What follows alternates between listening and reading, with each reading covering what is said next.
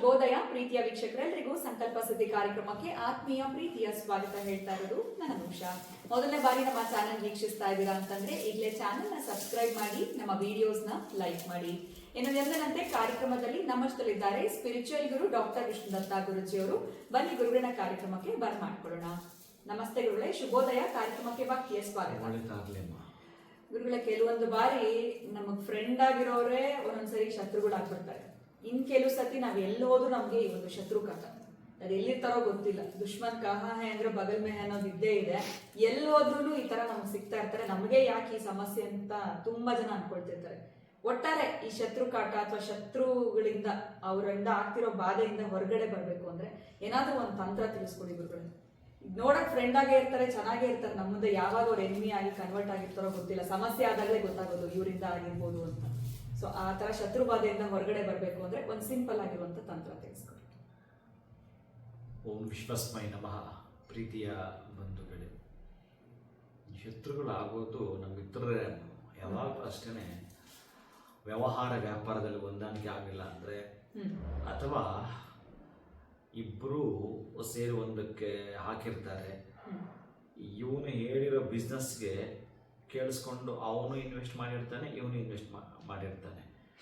ಆದರೆ ಹೇಳಿದ್ದು ಇವನಲ್ವಾ, ಅದಕ್ಕಾಗಿ ಲಾಸ್ ಆದರೆ ಇವನ್ ಲಾಸನ್ನು ಇವನ್ ತಗೋಬೇಕು, ಅವನ ಲಾಸನ್ನು ಇವನ್ ಕಟ್ಕೊಡ್ಬೇಕು. ಇಲ್ಲ ಅಂದರೆ ಶತ್ರುತ್ವ ಸ್ಟಾರ್ಟ್ ಆಗುತ್ತೆ. ಮಿತ್ರರೇ ಶತ್ರುಗಳಾಗ್ತಕ್ಕಂಥದ್ದು ಇದು ಬಹಳ ದೊಡ್ಡ ಸಮಸ್ಯೆ. ಏನೋ ಅದು ಚಿಕ್ಕದಾಗಿರ್ಬೋದು, ದೊಡ್ಡದಾಗಿರ್ಬೋದು. ಆ ದಿನಗಳಲ್ಲಿ ಇಬ್ಬರು ಕೂಡ ತಿಳಿದುಕೊಂಡೇ ಆ ಒಂದು ಬಿಸ್ನೆಸ್ಗೆ ಹಣವನ್ನು ಹೂಡಿಕೆ ಮಾಡಿರುತ್ತಾರೆ. ಕಾರಣಾಂತರದಿಂದ ಆ ಮೂರನೇ ವ್ಯಕ್ತಿಯಿಂದಲೋ ಆ ಬಿಸ್ನೆಸ್ ಇಂದಲೋ ಲಾಸ್ ಆದಾಗ ಒಬ್ಬನ ಮೇಲೆ ಹಾಕಿ ಪೂರ್ಣ 3 ಜನ 4 ಜನ ತಪ್ಪಿಸ್ಕೊಂಡು ಪಕ್ಕಕ್ಕೆ ಸರಿತಾರೆ. ನಿಧಾನಕ್ಕೆ ಆ ಒಬ್ಬನಿಗೆ ಹಿಂಸೆ ಕೊಡ್ತಾರೆ. ನೀನೇ ಅಲ್ವಾ ಹೇಳಿದ್ದು. ಇದು ಬಹಳ ದುರಂತ. ಇದು ಮತ್ತೊಂದಿನ ಯಾವಾಗಲಾದ್ರೆ ನಿಮಗೆ ತಿಳಿಸ್ತೇನೆ. ಇದೊಂದು ಬಹಳ ನೋವು ಕೊಡುವಂಥದ್ದು. ಇದು ಮುಖ್ಯವಾಗಿರತಕ್ಕಂತಹದ್ದು. ಆ ಬಿಸ್ನೆಸ್ಸು ಅಷ್ಟೂ ಜನ 10 ಸಲ ಯೋಚನೆ ಮಾಡಿರ್ತಾರೆ. ಆದರೆ ಇವನು ಹೇಳಿದ್ದಾನೆ ಆ ಬಿಸ್ನೆಸ್ ಬಗ್ಗೆ ಅಂತಂದ್ರೆ ಅವರು ಅದನ್ನು ಕೇಳಿಸ್ಕೊಂಡಿದ್ದಾರೆ. ಲಾಸ್ ಆದಮೇಲೆ ಇವನೊಬ್ಬನ ಮೇಲೆ ಬಿಟ್ಟು ಆ 3 ಜನ ಪಲಾಯನ ಆಗೋದು. ಆ ನಂತರ ನಮ್ಮ ದುಡ್ಡು ನಮಗೆ ಈ ರೀತಿಯಾಗಿ ಏನೋ ಒಂದು ಬೇಡಿಕೆ ಇಡೋದು. ಅವನು ಪ್ರಾಮಾಣಿಕವಾಗಿ ಅದನ್ನು ಕೊಡ್ತಾ ಬರ್ತಾನೆ. ಸರಿ, ನಾನೇ ಹೇಳಿದ್ದಲ್ವಾ ಅಂತೇಳಿ ಇನ್ನಲ್ಲಿ ಸುಮ್ಮನೆ ಅಲ್ಲಿ ವಾಗ್ವಾದ ಉಟ್ಕೊಳ್ಳೋದು ಯಾಕಬೇಕು ಅಂತೇಳಿ ಕೊಡ್ತಾ ಬರ್ತಾನೆ. ಸ್ವಲ್ಪ ತಡ ಆದರೆ ಅಲ್ಲಿ ನೀವು ಹೇಳಿದ್ರಲ್ಲ, ಶತ್ರು ನಮ್ಮ ಬಗಲಲ್ಲೇ ಮಿತ್ರನಾಗಿದ್ದವನು ಹೀಗೆ ಪ್ರಾರಂಭ ಆಗ್ತಾರೆ. ಬಹುಶಃ ಅವ್ರು ಅರ್ಥ ಮಾಡ್ಕೊಳ್ಬೇಕು. ಅವರಾಗೆ ಅವನು ಕೈ ಆಯ್ತಿದ್ರೆ ಅವನು ಹೊರಡೋದ್ರೆ ಪಾಪ. ಇಲ್ಲೇ ಶತ್ರುಗಳು ಜಾಸ್ತಿ ಆಗೋದು. ಒಂದು ದೊಡ್ಡ ಮಟ್ಟದ ಬಿಸ್ನೆಸ್ಸಲ್ಲಿ, ವ್ಯವಹಾರ ವ್ಯಾಪಾರದಲ್ಲಿ ಶತ್ರುತ್ವವನ್ನು ಉಂಟು ಮಾಡಲಿಕ್ಕೆ ಇರೋವಂಥದ್ದೇ ಮಿತ್ರರಿಂದಲೇ. ಇನ್ಯಾರು ಹೊಸದಾಗಿ ಬೇರೆ ಸ್ಟೇಟಿಂದ ಬರಲ್ಲ ಅವನ ಶತ್ರುಗಳು. ಅವನಲ್ಲಿ ಇದ್ದವರೇ, ಅವನ ಜೊತೆಗೆ ಬಿಸ್ನೆಸ್ ಮಾಡಿದವರೇ, ಅವನ ಒಡನಾಟದಲ್ಲಿ ಕೂತ್ಕೊಂಡು ಊಟ ಮಾಡಿದವರೇ, ಅವನ ಜೊತೆ ಸಹಕರಿಸಿ ಸಡಗರ ಸಂಭ್ರಮವನ್ನು ಆಚರಣೆ ಮಾಡಿಕೊಂಡು ಎಲ್ಲ ಕಡೆ ಟ್ರಿಪ್ಗಳು ಹೋದವರೇ 1 ಜನ ಶತ್ರುಗಳಾಗಿ ಅವನ ಮೇಲೆ ಬೀಳ್ತಾರೆ. ಪಾಪ ಅವನು ಸ್ವಲ್ಪ ಪ್ರಾಮಾಣಿಕವಾಗಿರ್ತಕ್ಕಂಥವ್ನು ಏನು ಮಾಡ್ತಾನೆ ಅಂತಂದರೆ, ಆ ಲಾಸನ್ನು ಕೂಡ ನಿಭಾಯಿಸ್ತಾ, ಇನ್ನೊಂದು ಬಿಸ್ನೆಸ್ನ ತಲೆಗೆ ಹಾಕ್ಕೊಳ್ತಾ, ಮತ್ತೊಂದನ್ನು ಯೋಚನೆ ಮಾಡ್ತಾ, ಆ ಕಡೆ ಸ್ವಲ್ಪ ಈ ಕಡೆ ಸ್ವಲ್ಪ ಮ್ಯಾನೇಜ್ ಮಾಡ್ತಾ ಒಂದು ದಿನ ಅವ್ರದ್ದು ಕ್ಲಿಯರ್ ಆದಮೇಲೆ ಇವನು ಯಾವುದೋ ಲೆವೆಲ್ಗೆ ಬೆಳೀತಾನೆ. ಯಾಕಂದರೆ ಪ್ರಾಮಾಣಿಕವಾಗಿದ್ದಾನೆ ಅವನು, ಕಷ್ಟ ಸಹಿಸ್ಕೊಂಡಿದ್ದಾನೆ ಅವನು, ಆ ಶತ್ರುಗಳು ಉಪಟಳ ತಡ್ಕೊಂಡಿದ್ದಾನೆ ಅವನು. ಹಾಗಾಗಿ ಒಂದು ದಿನ ಅವನ ಮೇಲೆ ಎದ್ದೇರಿ ಹೇಳ್ತಾನೆ. ಅವರನ್ನು ಕಾಡಿಸಿ ಬೇಡಿಸಿ ತಗೊಂಡ್ರಲ್ಲ ಆ 3 ಜನ, ಅಧಃಪತನ ಕಟ್ಟಿಟ್ಟ ಬುತ್ತಿ. ಇದು ಧರ್ಮ ಸೂಕ್ಷ್ಮ, ಇದು ಕಟ್ಟಿಟ್ಟ ಬುತ್ತಿ ಇದು. ಯಾಕಂದ್ರೆ ಅವನನ್ನು ನೀವು ಕಾಡಿಸಿ ಬೇಡಿಸಿ, ಲಾಸ್ ಆಗಿದ್ದು ನಿಮಗೆ ಗೊತ್ತಿದೆ, ನಷ್ಟ ಆಗಿದ್ದು ನಿಮಗೆ ಗೊತ್ತಿದೆ, ಏನಾಯ್ತು ಅಂತ ಎಲ್ಲ ಗೊತ್ತಿದೆ. ಆದರೂ ನೀವು ಅರ್ಧಂಬರ್ಧ ಕೊಡ ಪೂರ್ಣ ತುಂಬಿದವರು ಯಾವುದರಲ್ಲೂ ಅಲ್ಲ. ವಿದ್ಯೆಯಲ್ಲೂ ಇಲ್ಲ, ಬುದ್ಧಿಯಲ್ಲೂ ಇಲ್ಲ. ಅವನ ಪಾಪ ಒಂದಷ್ಟು ಬುದ್ಧಿವಂತನಾದರೂ ವಿದ್ಯಾವಂತನಾದರೂ ಆರ್ಥಿಕ ಅಭಿವೃದ್ಧಿ ನಿಮ್ಮಷ್ಟು ಇರಲಿಲ್ಲ. ನಿಮ್ಮ ತಾತನ ಕಾಲದ ಯಾವುದೋ ಇತ್ತು, ಇನ್ವೆಸ್ಟ್ಮೆಂಟ್ ಮಾಡಿ ಅವನನ್ನು ಮತ್ತೆ ಶತ್ರು ರೀತಿಯಲ್ಲಿ ಮಾಡ್ತಾರೆ. ನೆಕ್ಸ್ಟ್ ಬೆಳೆದು ನಿಂತಾಗ ಪ್ಲೀಸಿಂಗಲ್ಲಿ ಬರ್ತಾರೆ. ಆವಾಗ ಅವನ್ನ ಎಲ್ಲಿಡಬೇಕು ಅಲ್ಲಿಟ್ಟು ಕರೆಕ್ಟ್ ಆಗಿರುತ್ತೆ.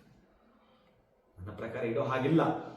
ಆದರೆ ಎಷ್ಟು ಹೇಗೆ ಮೇಂಟೈನ್ ಮಾಡಬೇಕು ಹಾಗೇ ದೂರ ಸರಿಸ್ತಾ ಅವ್ರಿಗೆ ಅರ್ಥ ಮಾಡಿಸ್ಬೇಕು, ಇಂಡೈರೆಕ್ಟಾಗಿ ಅರ್ಥ ಮಾಡಿಸ್ಬೇಕು. ಜೀವನ ಅಂದರೆ ಏನು, ನಾವು ಹೇಗೆ ನಡೆದುಕೊಳ್ಬೇಕು, ಆ ಶತ್ರುಗಳಿಗೆ ಬುದ್ಧಿಯನ್ನು ಕಲಿಸ್ಬೇಕು. ಆ ಪರಿಸ್ಥಿತಿ ಶತ್ರು ಬಂದಾಗಲೇ ಅವ್ರಿಗೆ ಅನಲೈಸ್ ಆಗುವಂಥದ್ದು ಅಥವಾ ಅರ್ಥ ಆಗುವಂಥದ್ದು. ಅಲ್ಲಿವರೆಗೂ ಅವರಿಗೆ ಕೆಲವರು ಮೂಢರಿಗೆ ಅರ್ಥ ಆಗಲ್ಲ, ಎಷ್ಟೇ ಆದ್ರೂ ಅನುಭವ ಆಗೋದಿಲ್ಲ. ಅವರು ದುಷ್ಟರಲ್ವಾ. ಇದು ದುರ್ಯೋಧನನಿಗೆ ಪ್ರಪಂಚ ಪರ್ಯಟನೆ ಮಾಡಿ ಬಾ, ಯಾರಾದ್ರೂ ಒಳ್ಳೆಯವ್ರು ಕಾಣ್ತಾರ ಅಂತಂದ್ರೆ ಅವನು ಬಂದು ಹೇಳ್ತಾನೆ, ನನಗೆ ಇಲ್ಲಿ ತನಕ ಒಬ್ಬ ಕೂಡ ಒಳ್ಳೆಯವ್ರು ಕಾಣಲಿಲ್ಲ ಅಂತ ಹೇಳ್ತಾನೆ. ಅದೇ ಧರ್ಮರಾಯನನ್ನು ಕಳಿಸ್ಕೊಟ್ಟಾಗ ಪರ್ಯಟನೆ ಮಾಡಬಾಪ ಒಂದ್ಸಲ, ನಿನ್ಗೆ ಯಾರಾದ್ರೂ ಕೆಟ್ಟವ್ರು ಕಾಣ್ತಾರ? ನನಗೆ ಇಲ್ಲಿ ತನಕ ಯಾರು ಕೂಡ ಕೆಟ್ಟವ್ರು ಕಾಣಿಸ್ಲೇ ಇಲ್ಲ, ನನಗೆ ಒಳ್ಳೆಯವರೇ ಕಾಣಿಸಿದ್ರು ಅಂತ. ಹಾಗೆ ಅವರ ಮೂಢ ಬುದ್ಧಿ ಇರುತ್ತಲ್ಲ, ಅವರ ಮೂರ್ಖತನದ ಪರಮಾವಧಿ ಇರುತ್ತಲ್ಲ, ಅವರ ತಿಳುವಳಿಕೆ ಎಷ್ಟಿರುತ್ತೋ ಅಷ್ಟು ಮಾತಾಡ್ತಾರೆ. ಅದಕ್ಕಾಗಿ ನಾನು ಇನ್ನೊಂದು ದಿನ ಮಾತಾಡ್ತೀನಿ ಅಂತ ಯಾಕೆ ಹೇಳಿದೆ ಅಂತಂದರೆ, ಇದೊಂದು ಸಬ್ಜೆಕ್ಟ್ ನಿಮಗೆ ಉದಾಹರಣೆ ಮೂಲಕ ಒಂದು ದಿವಸ ಹೇಳ್ತೀನಿ, ಒಂದು ದಿವಸ ನಿಮಗೆ ವಿಚಾರಣೆ ಮಾಡಿ ಹೇಳುತ್ತೇನೆ. ಅಲ್ಲಿ ತನಕ ಸ್ವಲ್ಪ ಇದನ್ನು ಗೌಪ್ಯವಾಗಿ ಮಾಡುತ್ತಿರಲಿ, ಯಾಕಂದರೆ ಇದು ಒಂದು ಪರದೆ ಒಳಗಡೆ ಬರತಕ್ಕದಾದ್ದರಿಂದ. ಆ ಮೂರ್ಖರು ಬರೀ ದುಡ್ಡಷ್ಟೇ, ವ್ಯಕ್ತಿನ ನೋಡದೆ, ವ್ಯಕ್ತಿತ್ವ ನೋಡದೆ, ಬರೀ ಆವತ್ತು ಚೆನ್ನಾಗಿತ್ತು, ನಷ್ಟ ಆದಾಗ ಒಬ್ಬರ ಮೇಲೆ ಹಾಕ್ಬಿಟ್ಟು ನೀವು ತಪ್ಪಿಸ್ಕೊಂಡು ಹೋಗಿ ಆನಂತರ ಒಂದು ಅಷ್ಟು ದಿನ ಬಂದು ಆದ್ಮೇಲೆ ದುಡ್ಡು ಕೇಳ್ತೀರಿ ಅಂತಂದರೆ ಅವನಿಗೂ ನಷ್ಟ ಆಗಿದೆ. ಹೇಗೆ ಕಟ್ಕೊಡ್ಬೇಕು? ಅವನ ವಿದ್ಯೆನೂ ಅವಂದೇ, ಬುದ್ಧಿನೂ ಅವಂದೇ. ಕಾರಣಾಂತರದ ನಷ್ಟ ಆಯಿತು ಅಂತಂದರೆ ಬರೀ ನೀನು ಸ್ವಲ್ಪ ಇನ್ವೆಸ್ಟ್ಮೆಂಟ್ ಮಾಡಿ ನಂತರ ಓಡೋಗ್ಬಿಟ್ಟು ಆ ನಂತರ ಬಂದು ನೀನು ಟಾರ್ಚರ್ ಕೊಡೋದು, ಹಿಂಸೆ ಕೊಡ್ತೀನಿ ಅಂತಂದರೆ ಶತ್ರು ಅವ ಹೇಗೆ ಮಿತ್ರನಾಗೋದು? ಅದಕ್ಕೆ ಇವರಿಗೆಲ್ಲ ಬೇಕಾದಷ್ಟು ರೆಮಿಡಿಗಳಿದ್ದಾವೆ. ನಿರ್ನಾಮ ಮಾಡೋಷ್ಟು ಇದ್ದಾವೆ, ಆದರೆ ಮಾಡೋ ಹಾಗಿಲ್ಲ. ಯಾಕಂದರೆ ಕೃಷ್ಣ ಅದೇ ಹೇಳಿರೋ, ಧರ್ಮ ಸೂಕ್ಷ್ಮ, ಸ್ವಲ್ಪ ನೀನು ಕಷ್ಟವನ್ನು ಅನುಭವಿಸು, ಆ ನಂತರ ನಾನು ನೋಡ್ಕೊಳ್ತೀನಿ ಅಂತ. ಯಾಕಂದರೆ ಯಾವುದಕ್ಕೊಂದು ಲೆಕ್ಕ ಚುಟ್ಟಾಗಬೇಕಾಗತ್ತೆ. ಅದಕ್ಕಾಗಿ ನೀವು ಸ್ವಿಚ್ ಹಾಕಿದ ರೀತಿಯಲ್ಲೇ ಅವರನ್ನು ಪೂರ್ಣ ಓಡಿಸ್ಲಿಕ್ಕೆ ಸಾಧ್ಯ ಇದೆ. ಶತ್ರು ರಾಷ್ಟ್ರಗಳು ಬಂದರೆ ಅದನ್ನು ತಡೀಬೋದು. ಅದೇ ನಾನು ಕನಸೇನಾದ್ರು ಇದ್ರೆ ಅದನ್ನು ಹೇಳ್ತಿರ್ತೀನಿ. ಶತ್ರು ರಾಷ್ಟ್ರಗಳನ್ನು ದಮನ ಮಾಡಲಿಕ್ಕೆ ಬೇಕಾದಷ್ಟು ಎಕ್ವಿಪ್ಮೆಂಟ್ಸ್ ಇದ್ದಾವೆ. ಅದಕ್ಕೆ ರಾಕೆಟ್ಗೆ ಸಹಕರಿಸ್ತಾರಲ್ಲ ಸರ್ಕಾರ, ಆಗ ಸಹಕರಿಸಬೇಕು ಸರ್ಕಾರಗಳು. ಆವಾಗ ವೆಪನ್ಸ್ ಎಲ್ಲ ಪಕ್ಕಕ್ಕಿಟ್ಟು ಆ ಪ್ರಯೋಗ ಮಾಡಿದಾಗ ಯಾಕಶ್ಚಿತ್ತು ಇದೆ. ಇದನ್ನು ಮುಂದುವರೆದ ಭಾಗದಲ್ಲಿ ಮಾತಾಡಲಿಕ್ಕೆ ಈಗ ನಾವು ಟವರ್ ಹಾಕಿದ್ದೀವಲ್ಲ, ಆ ಪದ್ಧತಿಯಲ್ಲಿ ಸ್ತೂಪ ಅಂತ ಹಾಕಿದ್ರೆ ಶತ್ರು ರಾಷ್ಟ್ರಗಳು ಗಮನ ಆಗೋದ್ರಿಂದ ಹೇಳೋದು ಎಲ್ಲವೂ ಇದೆ. ನಾನೇನು ಹೇಳ್ತೀನಿ ಅಂತಂದರೆ, ಪ್ರತಿ ರಾಜ್ಯದಲ್ಲೂ ಇರ್ತಕ್ಕಂಥ ತಾಂತ್ರಿಕತೆಯ ಒಂದು ಭಾಗ ಯಾಕೋ ಅವರು ಭಯ ಪಡ್ತಾರೆ. ಇಲ್ಲಿ ಸಬ್ಜೆಕ್ಟ್ ಏನಾಗಿದೆ ಅಂತಂದರೆ, ನಾವು ಗಮನ ಮಾಡಿಬಿಟ್ಟಿದ್ದೀವಿ, ಬಚ್ಚಿಟ್ಬಿಟ್ಟಿದ್ದೀವಿ, ಮುಚ್ಚಿಟ್ಬಿಟ್ಟಿದ್ದೀವಿ. ಅದು ಸ್ವಲ್ಪ ಹಂಗೆ ನೋಡಿ ಅಭ್ಯಾಸ ಆಗಿ ಅದನ್ನು ಪೂರ್ಣ ತೆರೆದಿಡೋಕ್ಕೂ ಕಷ್ಟ, ಬಿಚ್ಚಿಡೋಕ್ಕೂ ಕಷ್ಟ, ಹೇಳೋಕ್ಕೂ ಕಷ್ಟ. ಎಲ್ಲೋ ಒಂದು ಕಡೆ ಈಗ ಆಗ್ಬಿಟ್ರೆ ಆ ಮಾಡೋಕ್ಕೆ ಸ್ವಲ್ಪ ಅನುಮಾನ. ಇದಿರಬಾರದು, ಈ ಪ್ರಯೋಗಗಳು ಮಾಡುವಾಗ ಇರಬಾರದು. ಅಷ್ಟು ಅನುಷ್ಠಾನದಲ್ಲಿ ಇದ್ದು ಎಕ್ಸ್ಪೀರಿಯನ್ಸ್ ಆಗಿದ್ದವ ಹಿಂದಕ್ಕೆ ಹೋಗೋಕ್ಕೆ ಸಾಧ್ಯವೇ ಇಲ್ಲ.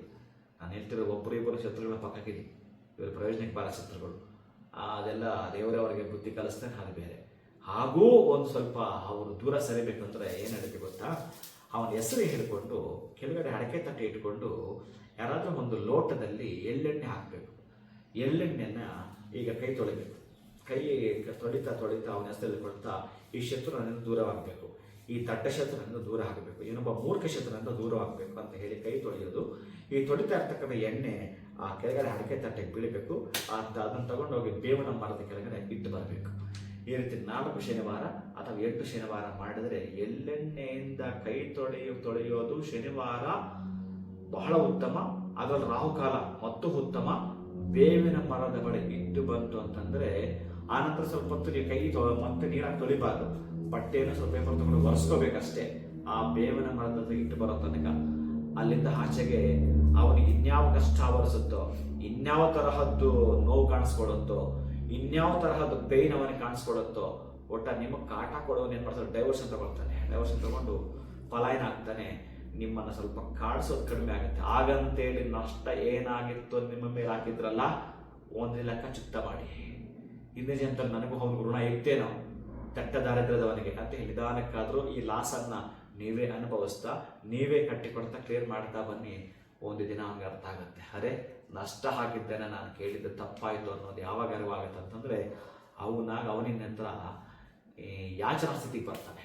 ಇನ್ನೊಂದೇ ಪಡ್ಕೊಂಡಲ್ಲ, ಒಂದು ಸಲ ಯಾಚನಾ ಸ್ಥಿತಿಗೆ ಬರ್ತಾನೆ, ಏನಾದರೂ ನನಗೆ ಸಹಾಯ ಮಾಡು ಅಂತ ಹೇಳ್ತಾನೆ. ಆವಾಗ ಸಹಾಯ ಮಾಡಿದಾಗೆ ಇರಬೇಕು. ಸಹಾಯ ಮಾಡೋ ರೀತಿ ಇರಬೇಕು, ಮಾಡ್ದಂಗೂ ಇರಬೇಕು. ಹಾಗೆ ನಿಮ್ಮ ವರ್ತನೆ ಗೊತ್ತಾಗ್ಬಿಡ್ಬೇಕು. ಹಾಗಂತೇಳಿ ನೀವು ಟೀಸ್ ಮಾಡಬಾರ್ದು, ನೆನಪು ಮಾಡಬಾರ್ದು, ಏನು ಮಾಡಬಾರ್ದು. ಯಾಕಂದ್ರೆ ನೀವು ಸಣ್ಣವರಾಗಬಾರ್ದಲ್ಲ. ಚೀಪ್ ಮೆಂಟಾಲಿಟಿ ನೀವಲ್ವಲ್ಲ, ಅವನ ಚೀಪ್ ಮೆಂಟಾಲಿಟಿ. ಅದಕ್ಕಾಗಿ ಅಲ್ಲಿಗೆ ನೀವು ಹೋಗಬಾರದು. ನಿಮ್ಮ ದೃಢ ಸಂಕಲ್ಪ ಇದ್ದು ಮೇಲೇಳಬೇಕು, ಪ್ರಾಮಾಣಿಕವಾಗಿರಬೇಕು. ವಂಚನೆ ಕಪಟ ಬುದ್ಧಿ ನಿಮ್ಮ ಹತ್ರ ಇರಬಾರ್ದು. ಅಂದರೆ ಕೃಷ್ಣ ಇದ್ದೇ ಇರುತ್ತಾನೆ, ನಿಮ್ಗೆ ಸಹಾಯ ಮಾಡೇ ಮಾಡ್ತಾನೆ. ಶತ್ರುಗಳನ್ನು ನಿಗ್ರಹ ಆಗಬೇಕು ಅಂತಂದ್ರೆ ಇನ್ಯಾವುದೋ ಜನ್ಮದ ಒಂದು ಭಾಗಶಃ ನಿಮ್ಮ ಹತ್ರ ಇತ್ತು. ಆ ಪೀಡೆ ಹೋಗ್ಬೇಕಾದ್ರೆ ನೀವು ಅವನ ಕೈಯಿಂದ ಬಯಸ್ಕೊಂಡ್ರೋ ಅಥವಾ ತುಂಬ ಟಾರ್ಚರ್ ಅನುಭವಿಸಿದ್ರೋ, ತುಂಬ ಟೆನ್ಷನ್ ಅವನಿಂದ ಪಟ್ಟರೋ, ಒಟ್ಟಾರೆ ಸುಖದ ದಿನಗಳು ಮುಂದೆ ಬರ್ತಾ ಇದ್ದಾವೆ. ಅದಕ್ಕಾಗಿ ಈ ಸೋಲು, ನಷ್ಟ, ಭ್ರಷ್ಟಾಚಾರ ಇವೆಲ್ಲವೂ ಕೂಡ ಬೇಸರದ ಸಂಗತಿಗಳು. ಈ ಒಂದೊಂದು ಸ್ಟೆಪ್ ಆಗಿರ್ತೀನಿ ನಿಮಗೆ. ಅವೆಲ್ಲವೂ ಕೂಡ ನೀವು ನೀರಾಕಿ ತೊಳೆದ್ರೆ ಹೋಗೋದಿಲ್ಲ. ಅದಕ್ಕೆ ಲಿಕ್ವಿಡ್ ಆಗಿ ತೊಳೆದ್ರೆ ಹೆಂಗೆ ಹೋಗುತ್ತೋ ಪೂರ್ಣವಾಗಿ ಆ ಎಣ್ಣೆ ಹಾಗೆ ಈ ಒಂದು 4 ಶನಿವಾರ ಅಥವಾ 8 ಶನಿವಾರಗಳ ಕಾಲ ಈ ಒಂದು ಎಣ್ಣೆಯಲ್ಲಿ ಕೈ ತೊಳೆಯೋದು, ಅವನ ಹೆಸರು ಹೇಳಿಕೊಂಡು ಬೇವಿನ ಮರದ ಇಟ್ಟು ಬರೋದು. ಆ ಬೇವಿನ ಮರದಲ್ಲಿ ರಾತ್ರಿ ಸಂದರ್ಭದಲ್ಲಿ ಕೆಲವು ಬರ್ತವೆ. ಅದಕ್ಕೆ ನಾವು ಹೆಸರಲ್ಲಿ ಹೇಳೋದು ಬೇಡ ನಾನು. ಅದಕ್ಕಾಗಿ ಅದು ಆಹಾರ ನೀವು ಮೊದಲೇ ಹೆಸರು ಹೇಳ್ಕೊಂಡು ತೊಳೆದಿದ್ದೀರಿ. ಇನ್ನು ಅವನಿಗದ ಉಪಟಳ ಆ ಕಡೆಗೆ ಸುತ್ತು. ನಾನು ಹೇಳ್ತಿರೋದು ನಮ್ಮಲ್ಲೇ ಇದ್ದು, ನಮ್ಮ ಜೊತೆಗೆ ಇದ್ದು ಎಲ್ಲ ಕಷ್ಟವನ್ನು ನೋಡಿರ್ತಾರೆ, ನಷ್ಟವನ್ನು ನೋಡಿರ್ತಾರೆ, ಎಷ್ಟು ಮಟ್ಟಿಗೆ ಗೊತ್ತು ಲಾಭವನ್ನು ನೋಡಿರ್ತಾರೆ. ಎಲ್ಲ ನೋಡಿದ ಮೇಲೆ ಒಬ್ಬನ ಮೇಲೆ ಬಿಟ್ಬಿಟ್ಟು ದೂರಕ್ಕೆ ಹೋಗ್ಬಿಟ್ಟು ಶತ್ರು ಥರ ನೋಡ್ತಿರಲ್ಲ. ಇಷ್ಟು ದಿವಸ ಮಿತ್ರರಾಗಿದ್ದವರು ಏನನ್ಬೇಕು, ಅವರೇ ಈ ರೆಮಿಡಿ ಪ್ರೀತಿ. ಖಂಡಿತ ಎಲ್ಲ ಒಂದೊಂದು ಕಡೆ ಜೀವನದಲ್ಲಿ ಶತ್ರುಗಳು, ನೀವು ಹೇಳಿದ್ರಿ ಮಿತ್ರರಾಗಿರೋರೇ ನಮಗೆ ಶತ್ರುಗಳು ಆಗೋದು ಅಂತ. ಅದು ಜೀವನದ ಯಾವ್ಯಾವ ಸಂದರ್ಭದಲ್ಲಿ ಅವರು ಫ್ರೆಂಡ್ ಆಗಿದ್ದವ್ರು ಎನಿಮಿ ಆಗ್ತಾರೆ ಅನ್ನೋದ್ರ ಬಗ್ಗೆ ಕೂಡ ನಮಗೆ ತಿಳಿಸ್ಕೊಟ್ರಿ. ಸೊ ಎಷ್ಟೇ ಜನ ಶತ್ರುಗಳಿದ್ರು ಕೂಡ ಚಿಂತೆ ಮಾಡೋದು ಬೇಡ, ಅವ್ರಿಗೆ ನಾವು ಹೇಗೆ ಪಾಠ ಕಲಿಸ್ಬೇಕು ಅನ್ನೋದ್ರ ಬಗ್ಗೆ ಕೂಡ ತಿಳಿಸ್ಕೊಟ್ರಿ. ಇನ್ನು ವಿಶೇಷವಾಗಿ ಈ ಒಂದು ಎಳ್ಳೆಣ್ಣೆಯಿಂದ ಕೈ ತೊಳೆಯೋದನ್ನ ಶನಿವಾರಗಳು 4 ಅಥವಾ 8 ಶನಿವಾರಗಳನ್ನ ಹೇಗೆ ಬಳಸ್ಕೊಳ್ಬೇಕು, ರಾಹುಕಾಲವನ್ನು ವಿಶೇಷವಾಗಿ ಆಯ್ಕೆ ಮಾಡಿಕೊಂಡ್ರೆ ತುಂಬಾ ಸೂಕ್ತ ಅನ್ನೋದ್ರ ಬಗ್ಗೆ ಬಹಳ ಅಚ್ಚುಕಟ್ಟಾಗಿರುವಂತಹ ಒಂದು ತಂತ್ರವನ್ನ ತಿಳಿಸ್ಕೊಟ್ಟಿದ್ದೀರಾ. ಧನ್ಯವಾದಗಳು ತಮಗೆ. ನಮಸ್ಕಾರ. ಹರೇ ಶ್ರೀನಿವಾಸ. ಸೊ ಲೈಫಲ್ಲಿ ಎಲ್ಲವೂ ಒಳ್ಳೇದೇ ಮಾಡಕ್ ಹೋಗ್ತಾ ಇದೀನಿ, ಆದ್ರೆ ನನಗೆ ಈ ಶತ್ರು ಕಾಟ ಜಾಸ್ತಿ ಆಗಿದೆ, ಇದಕ್ಕೆ ಒಂದು ಪರಿಹಾರ ಬೇಕು ಅಂತಂದ್ರೆ ಗುರುಗಳು ಈಗಷ್ಟೇ ನಿಮಗೆ ತಿಳಿಸ್ಕೊಟ್ಟಿದ್ದಾರೆ. ಈ ರೆಮಿಡಿಯನ್ನ ಫಾಲೋ ಮಾಡಿ. ನಮಸ್ಕಾರ.